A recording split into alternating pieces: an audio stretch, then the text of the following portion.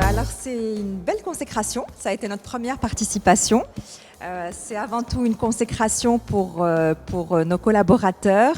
Finalement, je pense que ce prix, cette distinction, c'est celle de l'humain au service de l'humain, parce que nos collaborateurs, tous les jours, jour après jour, œuvrent pour porter notre signature d'IMAMAC, de WFSLF.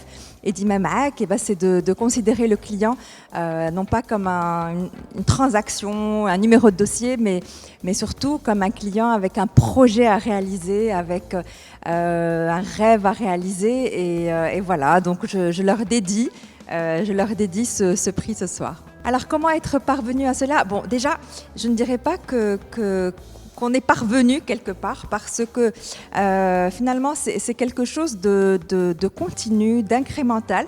D'ailleurs, notre participation à élu service client de l'année et Yann, comment est-ce qu'il a réussi à nous convaincre d'y participer? C'était à un moment où on challengeait un petit peu notre dispositif de mesure et d'écoute de la voix du client.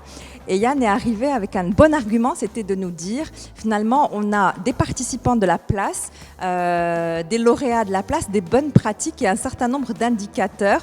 Donc on a participé surtout pour s'améliorer. D'ailleurs, on travaille déjà sur notre plan d'action parce qu'on a été distingué, mais on a quand même des zones d'amélioration à avoir.